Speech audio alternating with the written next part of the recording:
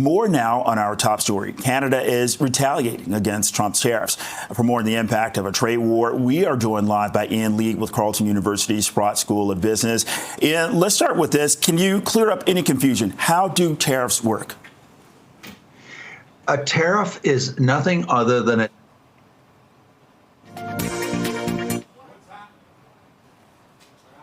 So let's talk about the Canadian tariffs because we're most familiar with that. These are tariffs that are imposed by the government of Canada.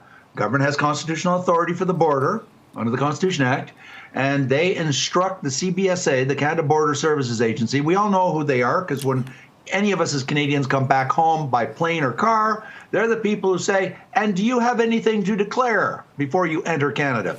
Those people will be imposing the tariffs imposed by Canada on goods coming into Canada.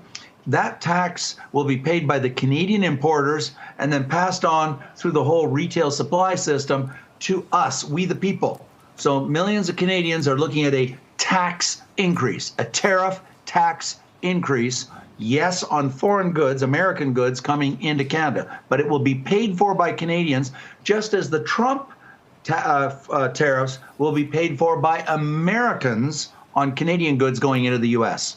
Okay, so Ian, thank you very much for clearing that up and educating us on that. Now, let's talk about this, right? So today, the stock market is spiraling. What's going on with the dollar? Let's talk about the impact of the global economy that's in fallout from all of this.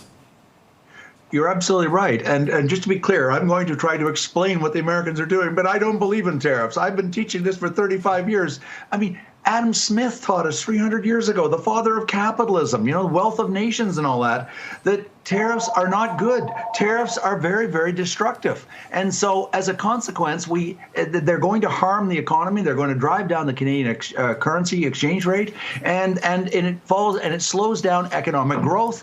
And so it's going to be destructive and harmful to people on both sides, but more so to Canada because we're simply a lot smaller than the U.S. Okay, Ian, I need you to chime in on this. We just heard U.S. President Donald Trump talk about this. U.S. banks are not allowed to do business in Canada. That's one of the things that he, seemingly said is unfair. When looking at banks operating in other countries around the world, this is not uncommon. You're right. You are right.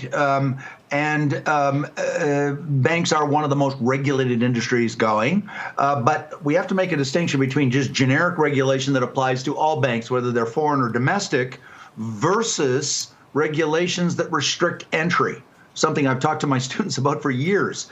Environmental regulations affect every company in a particular industry, but that's not the same thing as regulations that say if you're a foreign company, you cannot enter into Canada, or there are very serious restrictions on you because you're a foreign company.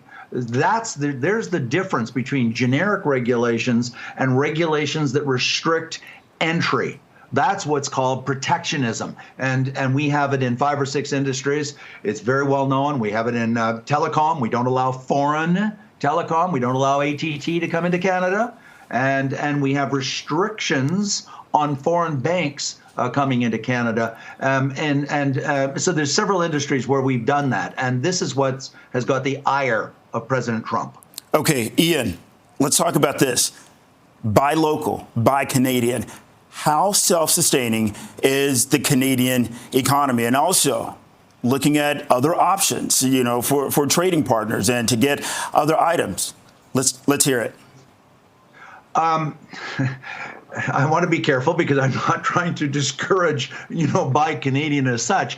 But the whole point of trade agreements is that they allow countries and companies to specialize. I've been teaching strategy for 35 years. Strategy is what companies do in their supply chain, their value chain, to decide how to build their product. So let's say you're an auto company in Southern Ontario. You buy all the bits and pieces because there's 19,000 bits and pieces in the average car. And no company makes 100% of their inputs. So what do? You It's called outsourcing. We all know what outsourcing is. It's where you go buy from other companies. When you cross that border, then it's called trade.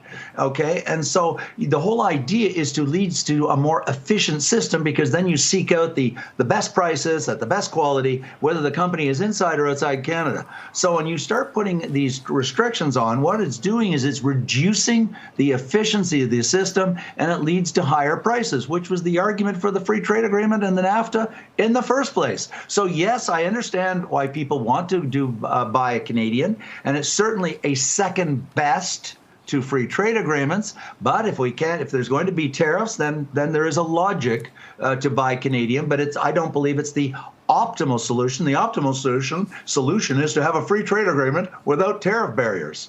Ian Lee with Carleton University's Sprott School of Business. We're out of time, but I would have liked to have gotten your opinion on how long this is going to last. Not very. All right. All right. Thanks, Ian.